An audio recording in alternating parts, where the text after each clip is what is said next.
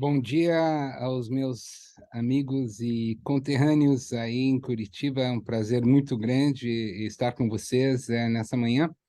Eu quero agradecer à comissão organizadora do Congresso Brasileiro de Neurologia Infantil, assim como o Anderson Nietzsche, pelo convite de falar aí com vocês hoje. Se a Elise Matos estiver por aí, um oi para ela também. É, é um prazer bem grande para mim falar com vocês.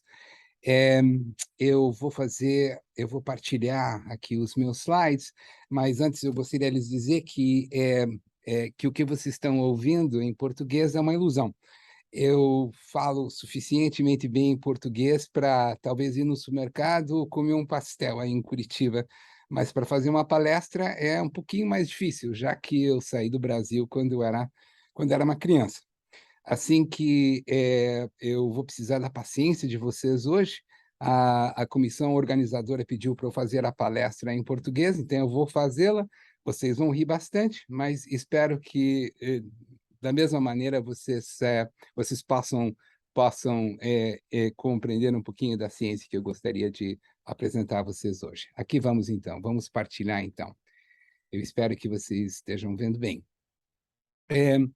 O assunto que eu gostaria de falar hoje é sobre o diagnóstico precoce do autismo. Nos últimos tempos, houveram vários avanços e hoje eu queria partilhar isso com vocês. O nosso, a nossa prioridade aqui é criar soluções que sejam viáveis a ponto de vista comunitário. Meu nome é Ami Klin, eu sou o diretor do Marcus Autism Center, aqui na Universidade de Emory, Children's Healthcare of Atlanta, em Atlanta, Georgia, nos Estados Unidos. Ok? Então vamos lá. Antes, no entanto, de eu começar essa apresentação, eu preciso agradecer ao meu colega de mais de 20 anos, Warren Jones. Tudo que eu vou apresentar para vocês é uma coisa que foi co-criada com ele desde os nossos tempos da Universidade de Yale e desde 2011 aqui em Atlanta. Eu também preciso lhes dizer que Warren e eu somos inventores de uma certa tecnologia para o diagnóstico precoce de crianças com autismo, e essa é uma atividade que ela é monitorada pela universidade, é monitorada do ponto de vista de qualquer conflito de interesse que haja. Então, eu preciso fazer o que nós chamamos aqui de disclosure e também dizer que a ciência na qual esse dispositivo diagnóstico foi criado. Essa ciência é uma ciência de mais de 20 anos que foi financiada pelos Institutos Nacionais de Saúde e várias outras fundações aqui nos Estados Unidos. Então, vamos lá. O autismo é um desafio de saúde pública. É um desafio muito grande de saúde pública. A prevalência do autismo, o quanto frequente, o quanto comum que o autismo é, é, é, é, é, é muito alto. É uma criança com autismo para cada 44. Isso significa que aqui nos Estados Unidos, por exemplo, quase 90 mil crianças nascem todo ano que vão ter o autismo. O preço para a sociedade dessa condição é em excesso de 120 bilhões de dólares por ano aqui nos Estados Unidos. Agora, o custo maior, é claro, é para a família. O custo de tratamento e de apoio para uma criança, um adolescente, um adulto com autismo, durante o seu período de vida, é de mais de 2 milhões de dólares, como vocês estão vendo aí. Esse custo, no entanto, ele é mais elevado, obviamente, para aquelas crianças, adolescentes e adultos que têm o problema, que têm outras, digamos assim, outros problemas que não são parte da definição do autismo, mas principalmente o distúrbio intelectual, e assim como também o distúrbio da linguagem e principalmente, claro, os desafios de comportamento. E a boa notícia disso é que se nós pudéssemos, como sociedade, fazermos o diagnóstico precoce e pudéssemos conseguir acesso ao tratamento precoce, o desenlace dessas crianças seria muito melhor e nada daquilo que eu falei para vocês, do distúrbio de intelectualidade ou retardo mental, o problema da linguagem e esses desafios de comportamento são coisas inevitáveis no autismo. Na verdade, nós podemos optimizar o desenlace das crianças e evitar essas coisas, essas consequências que são consequências para toda uma vida. Nada que eu estou dizendo para vocês é controversial. Na verdade, desde 2007, a Academia Americana de Pediatria recomenda que crianças sejam monitoradas para a detecção precoce do autismo desde os 18 meses de idade. E, no entanto, apesar disso ter sido uma prioridade aqui nos Estados Unidos há tantos anos já, a média de idade quando as crianças recebem o diagnóstico aqui nos Estados Unidos ainda está entre 4 e 6 anos de idade. E essa média é ainda mais tardia para crianças que vêm de comunidades que são minoritárias, de famílias com poucos recursos e de comunidades rurais. Assim que isso é um problema muito grande, porque nós perdemos uma grande oportunidade de melhorar os sintomas da criança e assim como optimizar as capacidades da criança. Isso é um problema muito grave. E aqui nos Estados Unidos existem serviços federais e eles são divididos entre as idades de 0 a 3 anos e depois de 3 anos até 21 anos. De 3 a 21 anos sendo os serviços que são prestados a crianças durante os anos escolares. Então, eu posso lhe dizer que mais de 700 mil crianças com autismo recebem educação especial aqui nos Estados Unidos, mas somente 1 de cada 5 dessas crianças são identificadas nos primeiros 3 anos de vida. Isso significa que nós perdemos uma grande, grande, grande oportunidade de tentar resolver essa situação. Uma solução que ela não é só importante para o sistema educacional e sistema médico e para a sociedade, mas principalmente, é claro, para a criança e para suas famílias. Bom, esses são os dados que nos faz enfatizar o fato de que o autismo é um problema de saúde pública tremendo. Agora, é muito importante, nós sabemos também que existem muitas oportunidades. E aqui eu vou dar bem rapidinha, uma descrição de quais são as oportunidades. O autismo entre os distúrbios de desenvolvimento complexos, é aquela que tem a base genética mais forte de todas. Isso significa que se eu tenho uma criança com autismo e agora eu vou ter um outro filho ou filha, 1 em cada 5 desses filhos ou filhas também terão autismo. E mais 1 em 5 terão alguma coisa parecida com o autismo. Isso significa que pelo menos 40% das crianças que vêm depois, elas têm uma vulnerabilidade muito grande, ok? E essa vulnerabilidade é uma vulnerabilidade familiar ou genética. E nas nossas pesquisas, e eu digo isso de maneira coletiva, de toda a comunidade de pesquisadores, mas na nossa pesquisa genética, nós sabemos que existem já identificados centenas de variantes genéticas que são implicadas no autismo.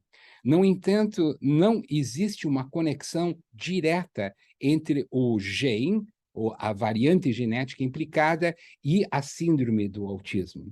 O que acontece é que essa vulnerabilidade genética, ela causa um distúrbio do desenvolvimento normativo da criança. Isso significa que ela faz com que a criança ela tenha um desvio do desenvolvimento, que é o desenvolvimento típico, o desenvolvimento típico da fala, da linguagem, da comunicação, da cognição e assim por diante. E isso é muito importante para nós sabermos. Isso significa que não existe uma inevitabilidade no momento que a criança nasce com aquela vulnerabilidade genética, porque o autismo é uma coisa que ela se desenrola nos primeiros anos de vida. E isso é muito importante para nós sabermos, mas nos dá uma responsabilidade muito grande, porque nós sabemos que essa vulnerabilidade genética ela vai alterar as experiências precoces da criança, e essas experiências, é claro, elas são repositadas no desenvolvimento do cérebro. Isso significa que essas experiências se tornam a organização, a estrutura e a funcionalidade do cérebro. E eu estou aqui citando um grande neurocientista de Nova York chamado Joe Ledoux, que ele diz assim, ele diz que os nossos cérebros se tornam aquilo que nós somos. Isso significa que se nós tivéssemos a possibilidade de alterar as experiências das crianças que têm a vulnerabilidade ao autismo, o desenlace delas seria muito diferente e muito melhor. Não simplesmente do ponto de vista comportamental, mas também do ponto de vista de organização e conectividade cerebral. Ok? Bom, três princípios que são bem importantes, que são fundamentais em tudo aquilo que eu quero lhes dizer hoje. O cérebro social, a plataforma para o desenvolvimento do cérebro social está ligada a esses três princípios. O primeiro princípio é que crianças pequenininhas ou nenês, quando elas nascem, universalmente, elas nascem para se orientar socialmente ao cuidador. O motivo, é claro, é que sem o cuidador, o nenê não sobreviveria. Significa que essa interação social, que ela começa desde as primeiras horas e dias da vida da criança, ela tem uma função de sobrevivência. E do ponto de vista evolucionário, essa plataforma ela foi cooptada para também ser a plataforma para desenvolvimento do cérebro social e comunicativo.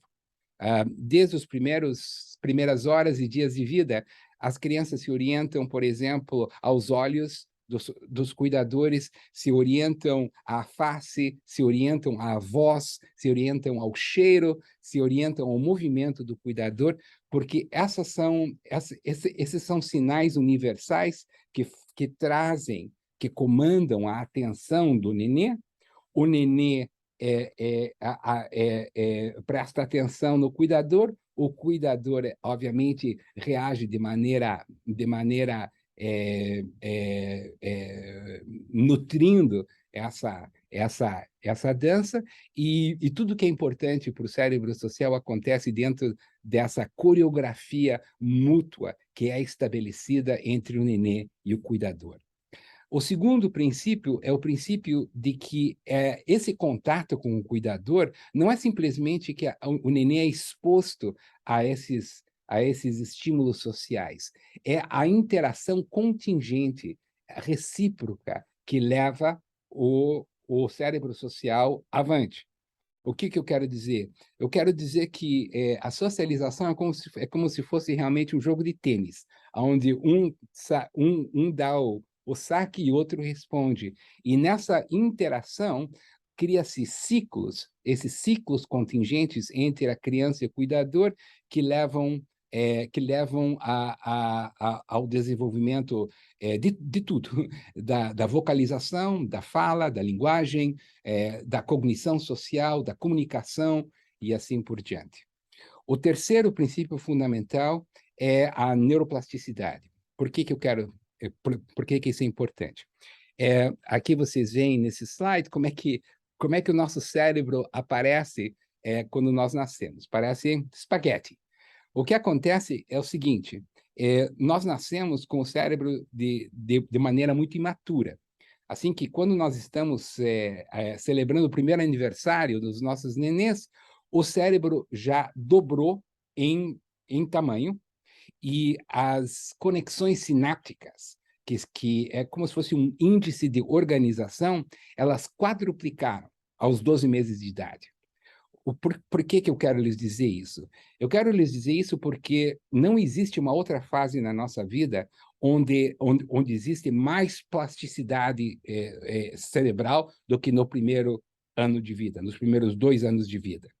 Então, significa que todas as experiências que a criança tem, são essas experiências que estão levando à reorganização do cérebro, ao aumento de sinapses e também ao pruning, que eu não vou saber como é que chama em português, que é a perda de sinapses, que vem como consequência da especialização que a criança está tendo por suas experiências dos primeiros 2 anos de vida. Então, essas 3 coisas eu gostaria que vocês mantivessem nas suas cabeças.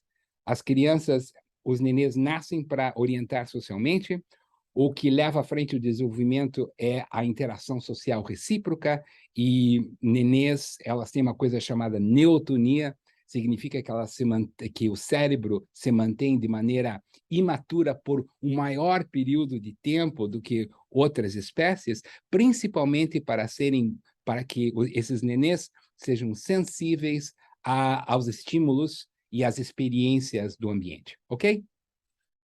Então, um pouquinho sobre a ciência do que eu vou lhes mostrar hoje.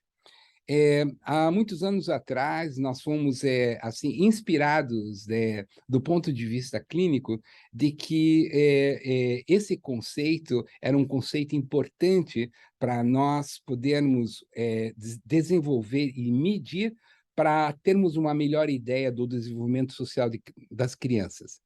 Esse conceito é o conceito de engajamento social visual, social visual engagement.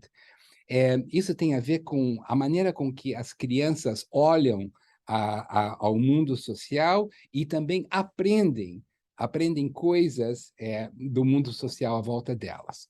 Para nós medirmos isso, nós tivemos que desenvolver variantes de uma tecnologia que, naquela época, existia mais do ponto de vista de tecnologia militar, e que nós, e muitas outras pessoas, trouxemos para aplicações científicas, que é o rastreio ocular.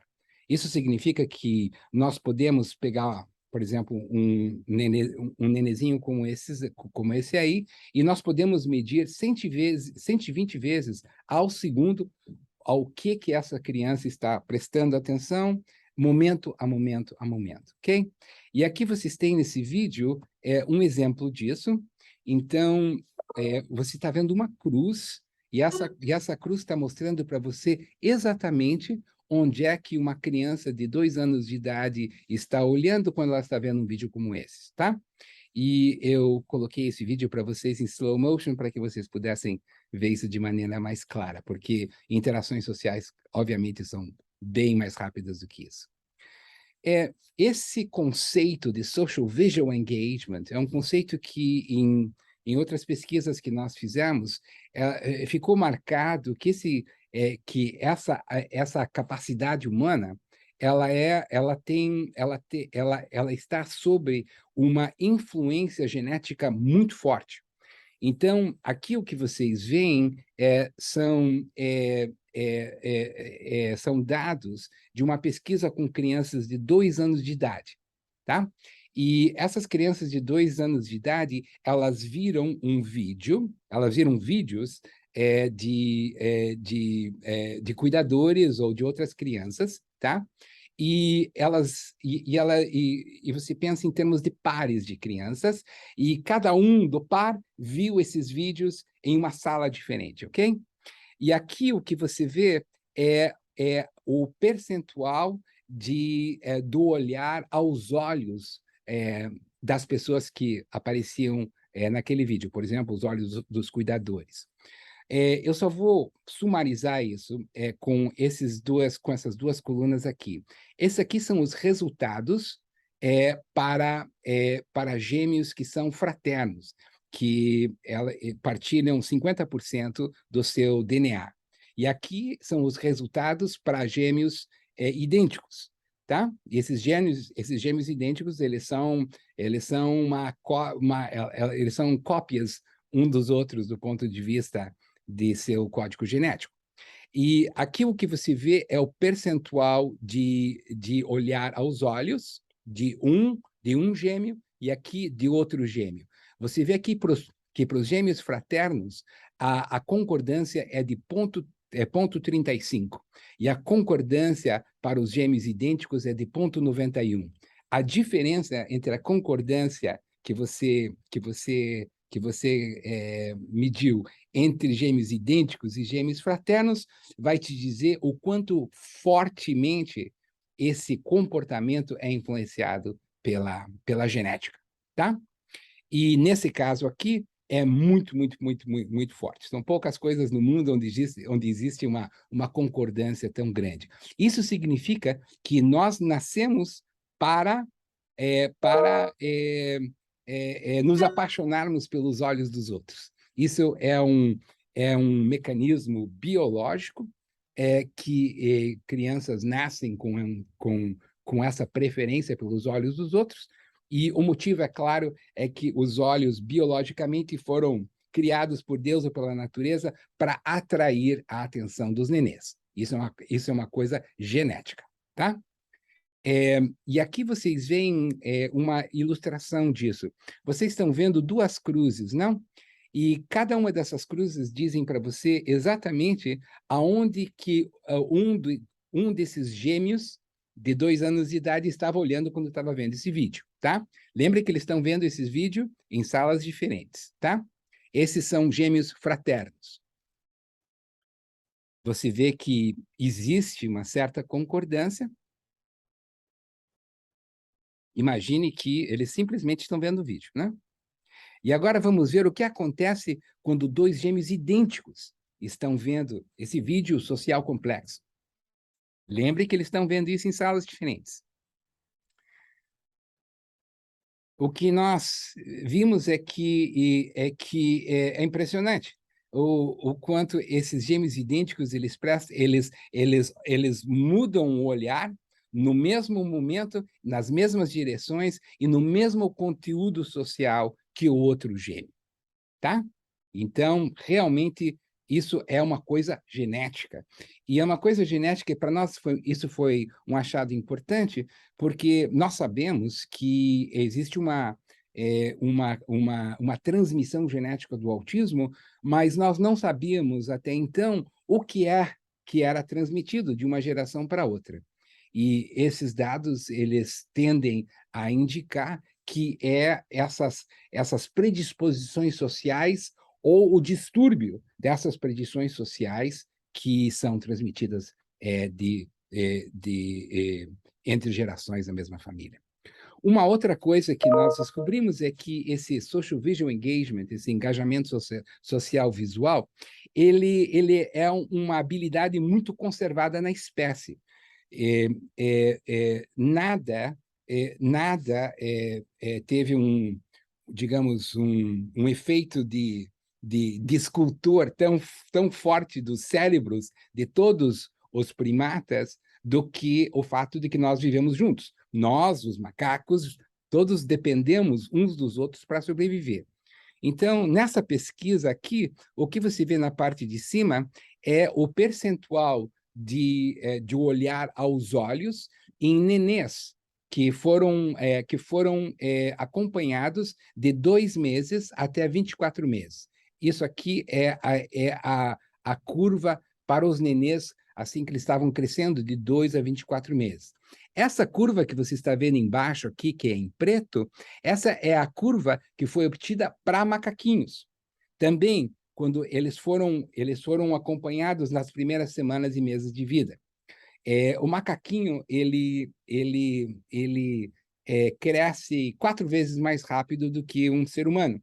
Então, do momento que você faz essa transformação, essas curvas de percentual de olhar aos olhos do cuidador são idênticas. Isso significa que nós estamos falando de um mecanismo social, de uma capacidade humana que é altamente conservada do ponto de vista filogenético, ok?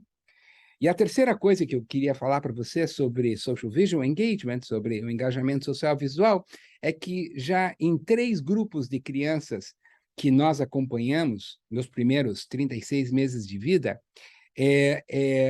deu para ver que as crianças que depois recebem um diagnóstico clínico do autismo, que eles começam já a se distanciar da curva que é normativa para crianças sem problemas de desenvolvimento desde os primeiros 6 meses de vida. Então, aqui você tem a curva de percentual do olhar aos olhos para crianças que acabaram sem problema nenhum. Opa, desculpe. E essa curva vermelha aqui é o que fazem as crianças que depois se tornam crianças com autismo, que são diagnosticadas depois. Começa aqui em cima e você vê que ela vai caindo até os 24 meses de idade. E aqui são 3 diferentes estudos com diferentes cohorts, diferentes grupos independentes de crianças, tá?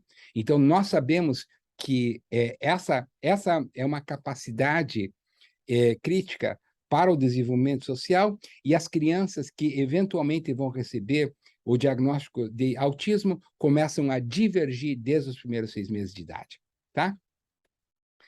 Ok. Now, agora vamos passar para uma parte um pouquinho mais prática. O que vocês estão vendo na frente de vocês é um estímulo social, né? É, é, essa, na verdade, é assim que as crianças aprendem coisas sobre a vida social. Aprendem a fala, a linguagem, a comunicação, a expressão de emoções na face, a expressão não verbal, que é feita pelas mãos ou por expressões faciais, coisas desse gênero. O problema que nós temos é como que nós podemos medir o que as nossas crianças com autismo fazem quando elas estão expostas, por exemplo, a essa experiência, a esses estímulos sociais. E aqui está a maneira que nós conseguimos resolver esse problema. Aqui está um quadro daquele vídeo. Existem 30 quadros para cada segundo de vídeo, né? Agora, o que vocês estão vendo é a quantidade de recursos visuais que uma criança de 2 anos está investindo nesse ponto da tela a esse momento, ok? Essa é uma equação, eu não vou entrar agora em detalhes sobre de onde é que vem essa equação, mas essa equação diz aqui o quanto que a criança está olhando para aquele ponto, isso significa investindo recursos visuais na tela, nesse ponto, nesse instante, tá? Lembra? 30 quadros como esse a cada segundo de vídeo. Agora, o que você está vendo são os recursos visuais que 40 crianças com 2 anos, estão dedicando àquele ponto da tela, tá bom? Nesse momento. E você vê que, quando existe uma convergência do olhar dessas crianças, essas cores aqui ficam mais quentes. Isso significa que existem mais recursos visuais dedicados a esse ponto da tela nesse momento. Vamos ver se isso fica um pouquinho mais claro agora que eu vou tentar explicar. Lembra que isso é um quadro de vídeo, então é como aquele quadro de vídeo que eu havia mostrado antes. Então, vamos mudar a perspectiva aqui. Opa! Vamos mudar a perspectiva. Agora você está vendo como se fosse um passarinho, você está olhando aquele quadro de vídeo. E você vê que algumas partes do vídeo, elas são mais escuras do que outras. Elas ficam mais quentes, cores mais quentes. Isso significa que tem mais crianças olhando aqui do que aqui, tá? E agora, o que você pode fazer é o seguinte, você pode ver aquele vídeo pelos olhos dessas 40 crianças, momento a momento. Por exemplo, aqui, vamos indo. Você está vendo as crianças verem esse vídeo momento a momento. Nada muito interessante acontecendo, e de repente, todo mundo se concentrando naquele ponto da tela, naquele instante, tá? Agora, por que isso é importante? Nós tínhamos que desenvolver uma maneira de medir o que esses grupos de crianças estavam fazendo quando estavam se expondo a esse tipo de estímulo. Então, imagine, nós chamamos isso aqui de um mapa de saliência, ok? Saliência visual. Lembra que esse eixo aqui é o eixo de tempo. Então, vamos agora pegar esse mapeamento da saliência e vamos esculpir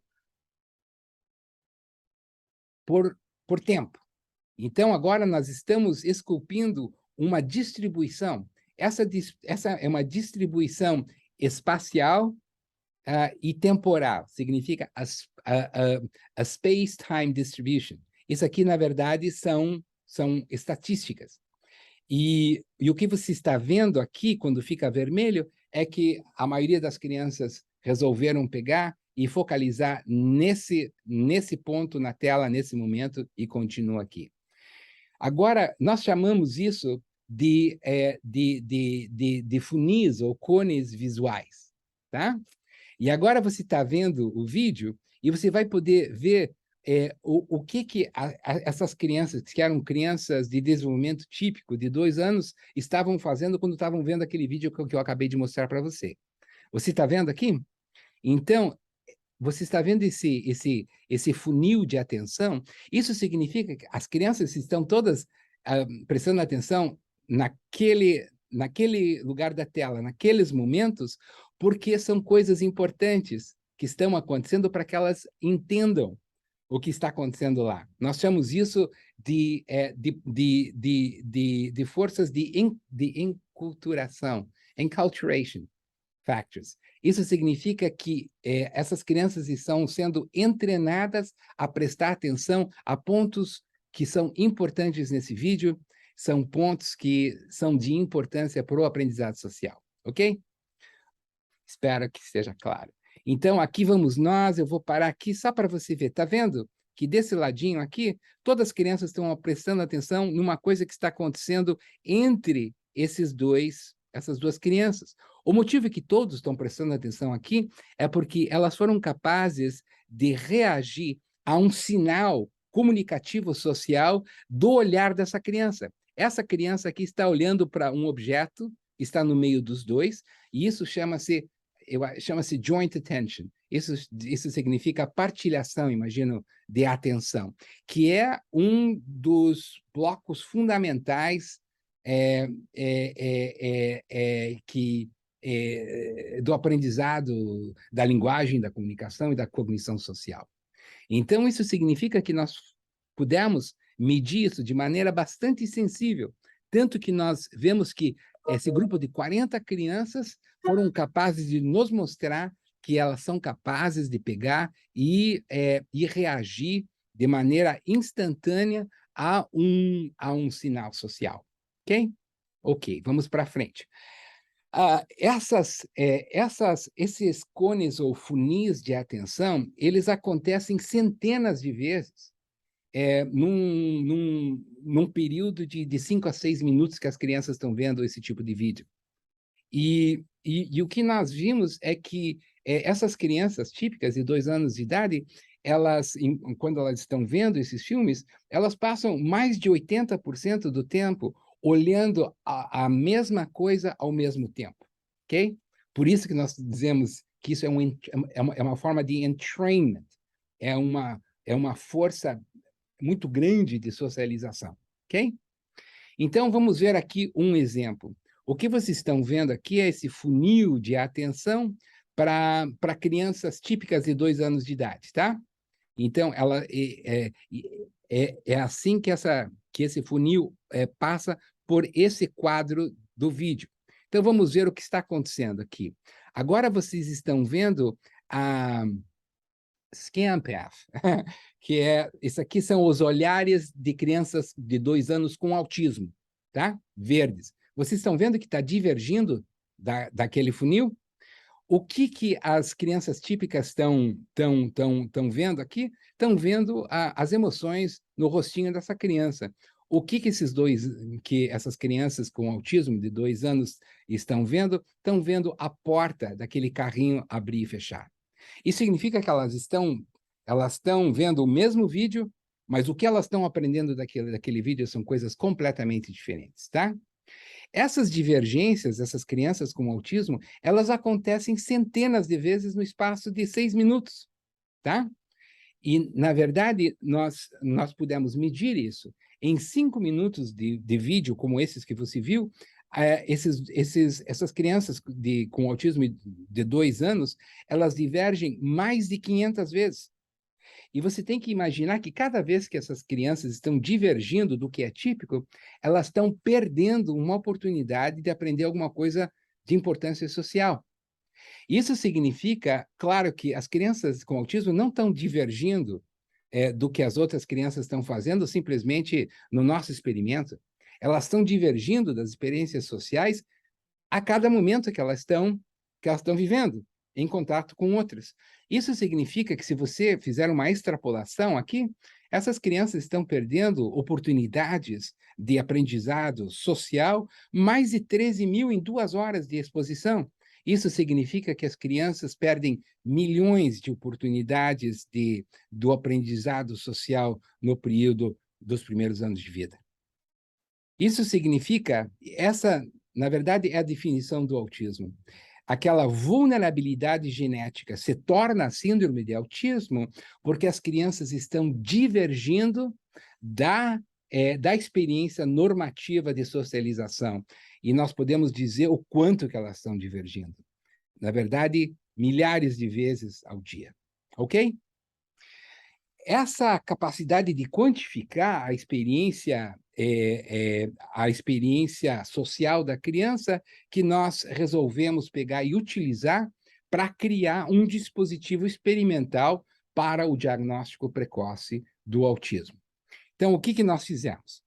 Nós pegamos os laboratórios que nós construímos no passar dos anos, que são laboratórios muito grandes, e começamos a construir um dispositivo que fosse portátil. Não tão portátil, mas que pudesse movimentar. Então, começamos assim e terminamos da maneira que vocês vão ver nesse vídeo. Yeah. Just like the car. It's just like the cars. Okay, let's bring him in here. And now.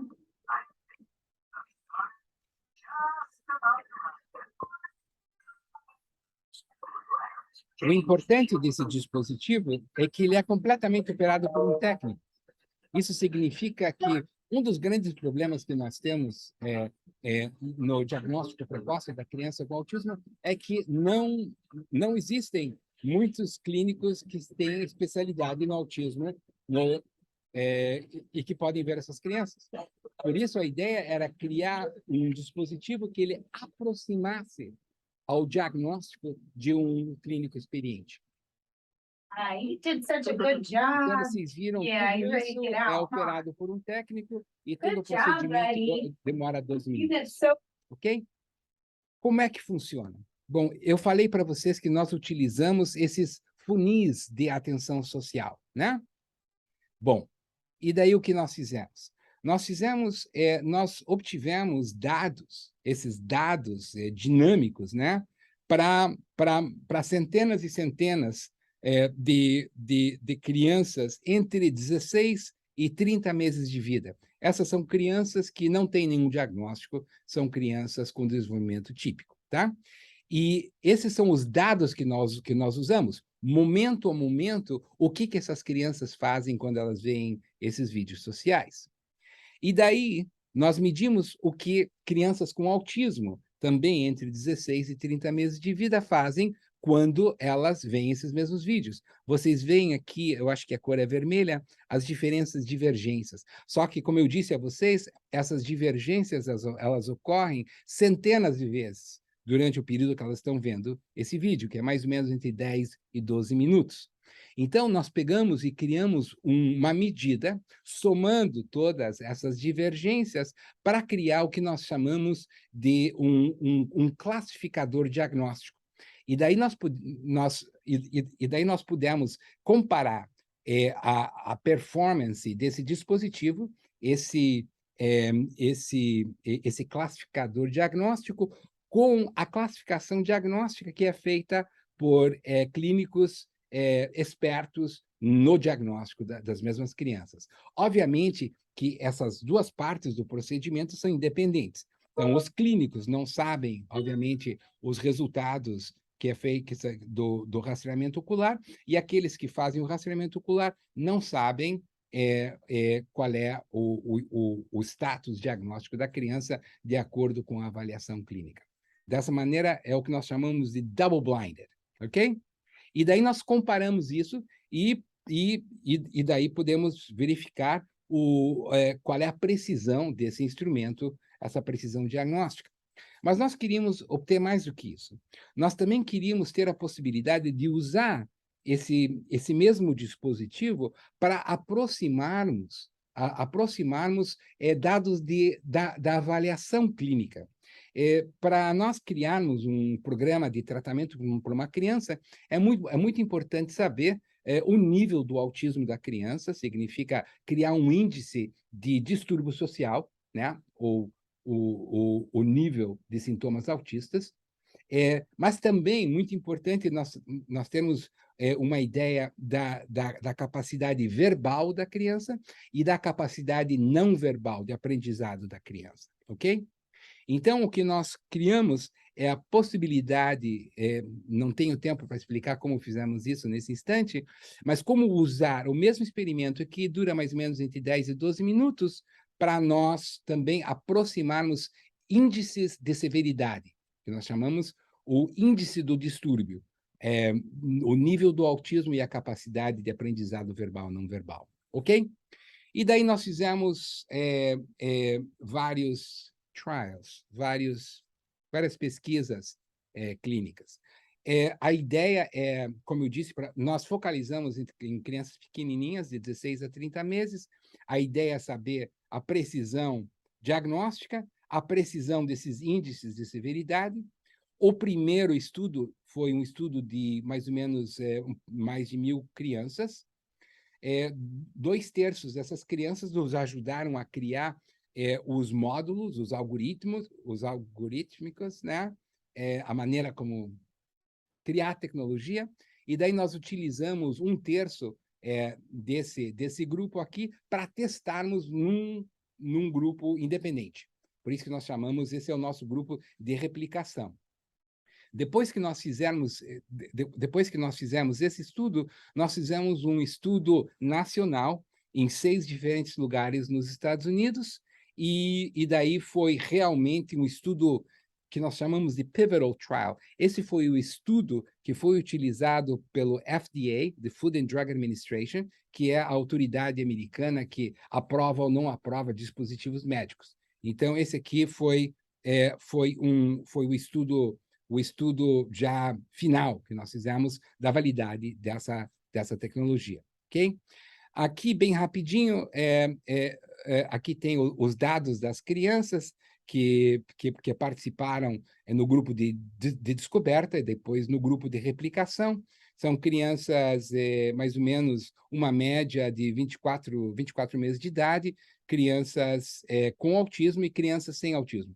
Essas crianças com autismo não são só crianças típicas, também são crianças com outros distúrbios de desenvolvimento, mas não o autismo. Por exemplo, crianças com o atraso da linguagem, o atraso cognitivo, o atraso de outros parâmetros, parâmetros de desenvolvimento, mas sem o autismo, tá? Então, esse aqui é autismo, Autism Spectrum Disorder. Isso aqui são crianças with non-ASD, com outras condições que não são autismo, tá?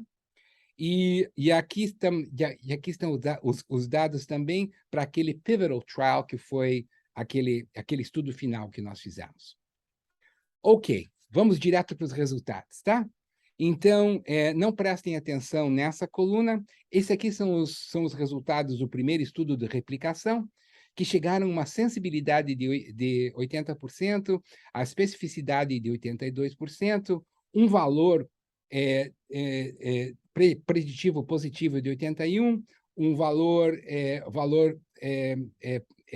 preditivo negativo de 81% e uma precisão de 81,4%. Vocês devem saber o que esses termos são.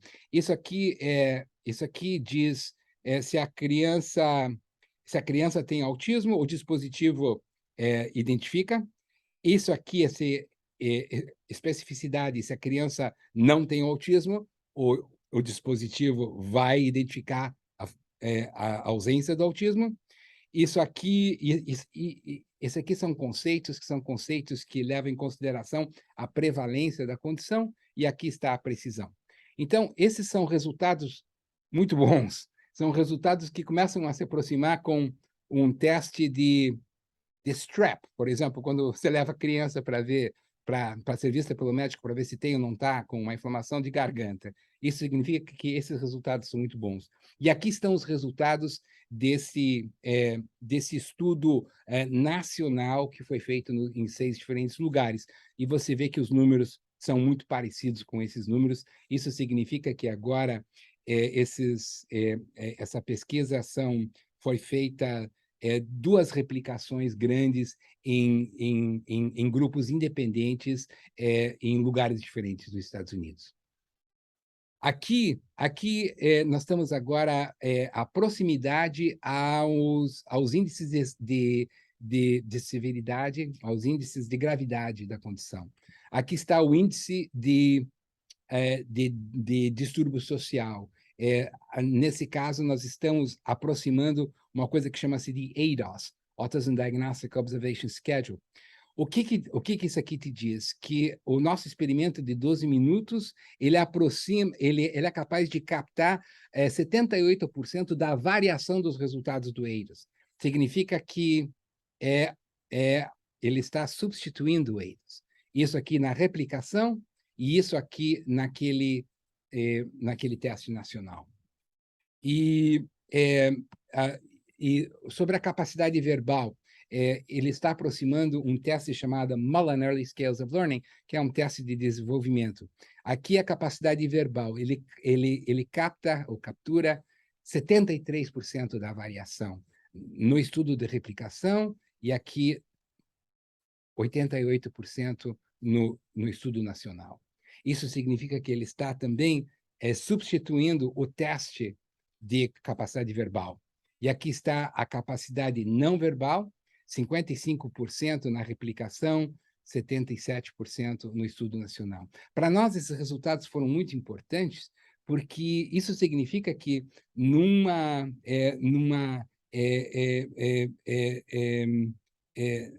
sessão de 12 minutos, esse dispositivo ele está, na verdade, substituindo várias horas de avaliação clínica feitas, que só podem ser feitas por clínicos que são expertos, que são muito experientes nessa área, e, infelizmente, nem no Brasil, nem aqui nos Estados Unidos, nós não temos muitos clínicos como esses. Isso significa que as famílias não têm acesso ao diagnóstico precoce do autismo e, principalmente, crianças que vêm de famílias com poucos recursos, minorias e de comunidades rurais. Bom, eu não vou lhe contar muito sobre isso, a não ser que o FDA nos pediu para nós provarmos que se a mesma criança repetisse o procedimento 2 vezes no mesmo dispositivo, ou repetisse o mesmo procedimento em 2 dispositivos diferentes, que existiria a repetição e a reproducibility, eu não sei como é que é em português. Então, você tem que me acreditar. O que esses dados significam é que não há uma variação entre dispositivos e que a criança ela está mostrando que ela vê esses vídeos sociais de maneira bastante reproduzível, consistente, ok? Então aqui estão as conclusões.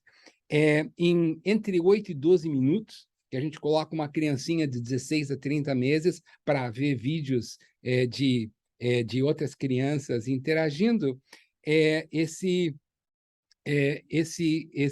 dispositivo ele tem uma precisão bem alta, do ponto de vista da classificação de crianças com autismo ou sem autismo, e também aproxima essas medidas esses índices de gravidade do autismo, o social, né, aproximando EIRAS, e a capacidade verbal e não verbal, aproximando MOLA. Ok, o que aconteceu desde que nós acabamos com esses estudos? Aquele dispositivo era muito grande, ele tinha rodinhas, mas não dá para levar para tudo que é lugar. Então, desde então, essa companhia chamada Early Tech Diagnostics, eles pegaram todo aquele dispositivo e agora eles reduziram isso tudo a um tablet. É como se fosse um iPad. E esse iPad, ele é controlado de maneira remota, por exemplo, por um técnico. Isso significa que agora esse tablet, esse iPad, pode ser mandado para qualquer lugar nos Estados Unidos e nós podemos fazer esse procedimento de maneira remota e os resultados voltam para o clínico que fez a referência, né? Em menos de 6 horas. Isso significa que agora existe a possibilidade de nós fazermos esse diagnóstico, fazemos esse procedimento, receber os resultados em algumas horas. O clínico responsável por essa família pode, então, receber esses resultados. Ok? A ideia de todo esse projeto é nós aumentarmos de maneira radical o acesso ao diagnóstico precoce, porque sem o diagnóstico precoce, nós não temos a oportunidade de fazer com que a criança se beneficie do tratamento precoce. Aqui nos Estados Unidos, sem o diagnóstico, a criança, a família, não tem elegibilidade a esses serviços. Por isso que nós fizemos como prioridade isso, ter uma maneira de diagnosticar o autismo de maneira acessível e de uma escala abrangente a nível de comunidade. Eu não vou falar muito sobre isso, mas essa tecnologia, nós já estamos adaptando isso para o rastreamento a nível de população. Então, o que estão vendo aqui são os nossos vans. Eles têm um dispositivo dentro desses vans. Esses vans, eles pegam e estacionam do lado de práticas pediátricas, né? E a criança vem aos 9 meses de idade para fazer aquele exame, né? Que aqui nos Estados Unidos, por lei, são obrigados a fazer, que está tudo bem, e já podem fazer esse procedimento também. Nós estamos acompanhando mais ou menos 2.500 crianças, dos 9 meses até mais ou menos aos 36 meses. A ideia é fazer com que esse dispositivo esteja disponível a nível de rastreamento populacional, assim que nós possamos fazer a identificação não só do autismo, mas de outros problemas de desenvolvimento no primeiro ano de vida. Ok. O que mais que nós estamos fazendo? Nós estamos fazendo pesquisas que usam essa tecnologia para nós medirmos a resposta da criança ao tratamento. Isso também é uma coisa muito importante, porque isso geralmente, isso ou não é feito, ou ele é feito de uma maneira qualitativa, que não é muito sensível à resposta da criança. Se você não mede bem isso, você não pode adaptar. Você não pode melhorar. Você não sabe se a criança está ou não está se beneficiando do tratamento. Por isso, nós estamos também desenvolvendo isso para que nós possamos monitorar de maneira quantitativa o progresso da criança em resposta ao tratamento que é feito.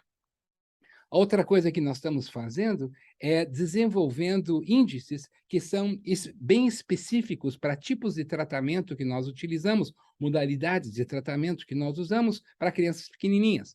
Por exemplo, aqui, como vocês estão vendo, isso aqui são todos conceitos de social communication, ou de comunicação social, que são pontos de muita prioridade no tratamento precoce de crianças pequenas.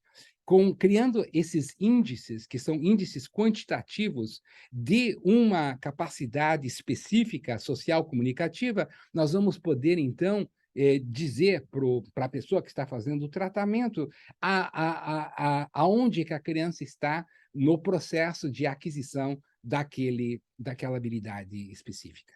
Isso vocês estão vendo, talvez eu vou mostrar só esse último aqui. Você sabe que é muito importante que crianças desenvolvam essa joint attention, que é essa atenção partilhada com uma outra pessoa. Então, aqui você vê, por exemplo, o que as crianças típicas estão fazendo quando estão respondendo esse vídeo. Nesse vídeo, essa criancinha está apontando para uma coisa que está lá. E você vê que as crianças típicas, elas vão completamente, elas processam o apontar, né? E olham diretamente lá. Enquanto que aqui são crianças com autismo que perdem, não estão processando esse gesto comunicativo e, portanto, estão divergindo, estão deixando de aprender, deixando de ter uma experiência crítica social comunicativa. Então, nós estamos criando esses tipos de índices para dar a orientação às pessoas que estão tratando, né? São as pessoas que estão fazendo a terapia, para que elas possam ter uma ideia mais exata da onde é que a criança está, se a criança tem ou não tem a habilidade, ou quanto que tem a habilidade, ou se essa habilidade está melhorando para aquela criança como resultado da terapia. Então, vamos terminar. A ideia era criar um procedimento, um dispositivo de alto rendimento que custasse barato e que pudesse ser uma solução universal a nível comunitário. Porque sem a detecção, sem o rastreamento, sem o diagnóstico do autismo, nós não podemos ter certeza que a criança vai ter acesso, claro, ao tratamento precoce. No entanto, se nós sim conseguimos a solução ao tratamento precoce, a possibilidade de nós atenuarmos, de nós prevenirmos os custos do autismo, que é o retardo mental, o distúrbio de linguagem e esses desafios comportamentais severos que acontecem com o tempo, é muito grande. E a ideia é suportar um sistema que não tem um número grande de clínicos. E porque não tem muitos clínicos, as famílias não têm acesso ao diagnóstico precoce. E nós utilizamos uma ciência que nos mostra que essas medidas que nós estamos usando, esses assays de engajamento social visual, social visual engagement, são coisas, como eu havia dito para vocês, tem uma influência genética muito grande, é uma coisa conservada do ponto de vista evolucionário, filogenético, e também é um problema no autismo desde os primeiros meses de vida. Ok? Por que nós fizemos isso? É porque nós temos uma oportunidade que quando eu comecei a trabalhar nessa área muitos e muitos anos atrás, era um sonho. A ideia de que os custos do autismo não são inevitáveis. O autismo não é uma doença. O autismo é um fator, é um trait, é uma maneira de ser nesse mundo. O problema é que essa vulnerabilidade, esse fator, ele pode se tornar distúrbio nos primeiros 2 anos de vida. Mas nós sabemos pela ciência que se esse fator genético se torna ou não se torna o distúrbio que nós chamamos de autismo, é uma coisa que acontece nos primeiros anos de vida.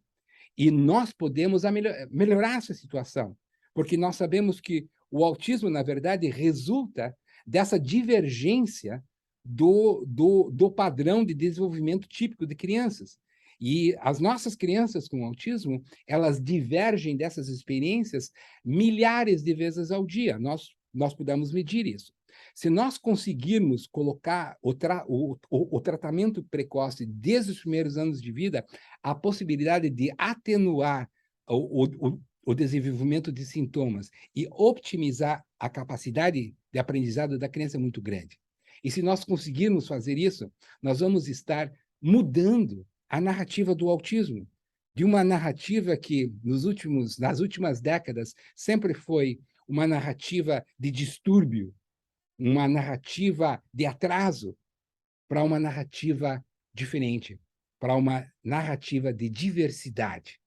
Ninguém quer curar crianças com autismo. O autismo, a vulnerabilidade genética é um trait, é uma maneira de ser nesse mundo. O que nós queremos fazer é prevenir que essa maneira de ser não se torne o distúrbio com custos enormes à criança, à família, ao sistema educativo, ao sistema médico e à sociedade em geral. Bom, espero que vocês tenham entendido um pouquinho. Como eu havia dito para vocês, eu tenho um pouquinho de problema com português, eu não faço palestras em português. Tentei, espero que eu consegui comunicar alguma coisa. E eu agradeço novamente ao Anderson, agradeço a todos aí em Curitiba. Para mim, Curitiba é um lugar muito especial, obviamente. Eu nasci em Curitiba, eu já não tenho família aí, mas a minha esposa também é de Curitiba e a família dela, sim, vive aí em Curitiba. É um lugar muito especial para mim e é um prazer muito grande de apresentar aí para vocês no Congresso Brasileiro de Neurologia Infantil. Quem sabe a próxima vez eu faço em inglês e eu sou um pouquinho mais coerente. Por enquanto, muito obrigado. Tem um congresso muito bacana. Vamos comer um pastel. Pastel oriental é o melhor pastel de Curitiba. Vale a pena vocês olharem no Google. Eu acho que é o melhor pastel do mundo. E Curitiba é uma cidade linda. Aproveitem muito. Um abraço muito grande para vocês. Amy Klein, do Marcus Autism Center aqui em Atlanta, nos Estados Unidos. Um abraço. Tchau, tchau.